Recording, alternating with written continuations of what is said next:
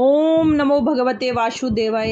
एकादशी व्रत सर्वश्रेष्ठ व्रतों में से माना जाता है और उसमें से भी वामन एकादशी का बहुत अधिक महत्व है।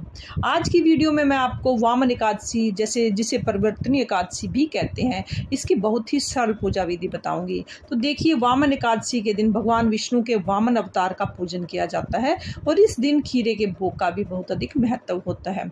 इस दिन खीरा खाया जाता है। तो चलिए आज मैं आपको पूजा विधि बता देती हूँ। एकादशी की पूजा सुबह सुबह की जाती है। एकादशी के दिन सुबह स्नान करके जहाँ पर भी आप चाहो घर के मंदिर में पूजा कर सकते हो या फिर आप अलग से चौकी लगा सकते हो। तो हमने जहाँ पर भी पूजा करनी है वहाँ पर हम चौकी लगा लेंगे। जैसे भी अब सबसे पहले हमें अगर आप लड्डू गोपाल की सेवा करते हैं तो हमें उनको पंचामृत से स्नान कराना है। अगर आप लड्डू गोपाल की सेवा नहीं करते तो आप फोटो से भी आप पूजा कर सकते हैं। तो यहाँ पर मैंने लड्डू गोपाल जी को पंचामृत से स्नान करा दिया है। अब मैं यहाँ उनका शुद्ध जल से स्नान करा रही हूँ।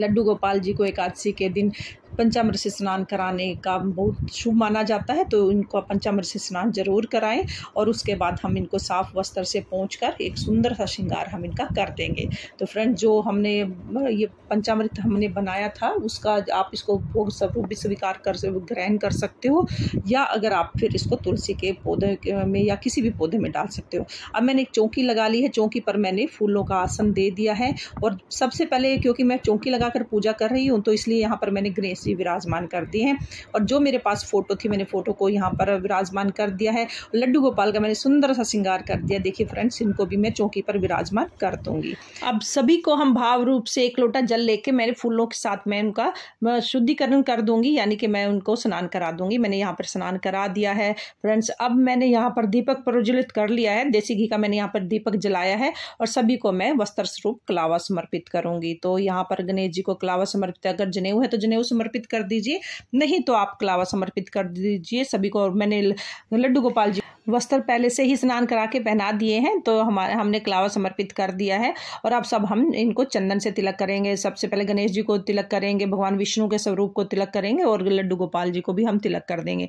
तिलक करने के बाद फ्रेंड्स, अब हमें जो तिल है, क्योंकि एकादशी में हमें चावल का प्रयोग नहीं करना होता इसलिए हमें तिल को समर्पित करेंगे। सभी को, गणेश जी को, भगवान विष्णु को, लड्डू गोपाल को हमने तिल समर्पित कर दिए। थोड़े से तिल हम दिए में डाल देते हैं। जितने तिल चटकेंगे उतने ही हमारे पाप कष्ट नष्ट हो जाते हैं।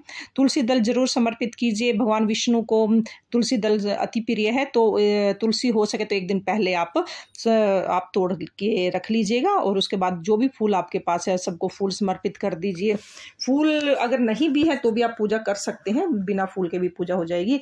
गणेश जी को दुर्वा समर्पित करें और उसके बाद हमें भोग प्रसाद समर्पित करना है। सब गणेश जी को अलग से भोग प्रसाद समर्पित कीजिए, क्योंकि गणेश जी के भोग में तुलसी दल नहीं यूज होती है तो इसलिए उनका भोग अलग से लगाया जाता है। और इस एकादशी के दिन जो भी भोग प्रसाद हम समर्पित करेंगे वो दूध से बनी हुई मिठाइयाँ या फल फ्रूट ही समर्पित किया जाता है। अन्न का भोग नहीं लगाया जाता है।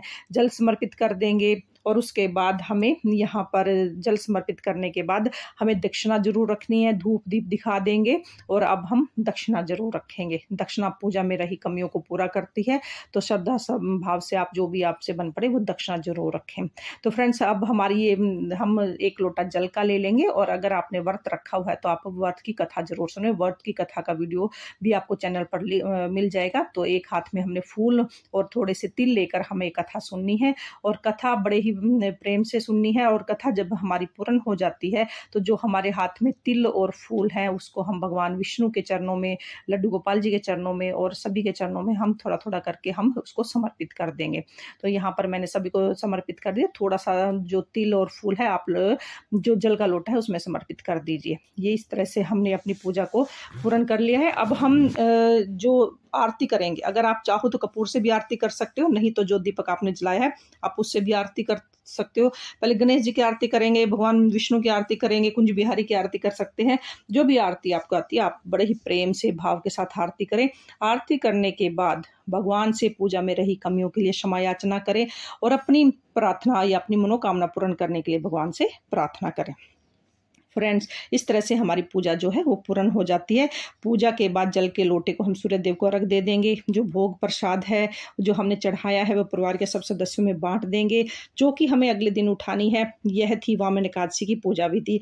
अब हम जान लेते हैं कि वामन एकादशी कब है। 14 सितंबर यानी दिन शनिवार को पर्वतनी या वामन एकादशी का व्रत रहेगा और व्रत से एक दिन पहले दशमी तिथि को नियमों का पालन करें।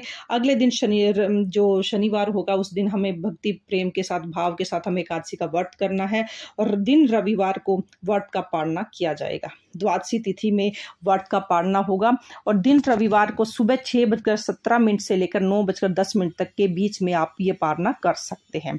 तो फ्रेंड्स, वामन एकादशी की जो पूजा करता है वो त्रिभुवन यानी कि तीनों लोकों की पूजा के समान इसका फल मिलता है। जो वामन एकादशी की पूजा का फल मिलता है वो हमें तीनों लोकों की जो हम पूजा कर सकते हैं उसके इक्वल इसका फल मिलता है। तो वामन एकादशी की पूजा बहुत बड़ी पूजा मानी जाती है। इसकी व्रत और पूजा जरूर करें। अगर आपको वीडियो अच्छी लगे तो वीडियो को लाइक करें, चैनल को सब्सक्राइब करें। फिर मिलते हैं किसी और वीडियो के साथ। तब तक के लिए राधे राधे, हरे कृष्णा, ओम नमो भगवते वासुदेवाय।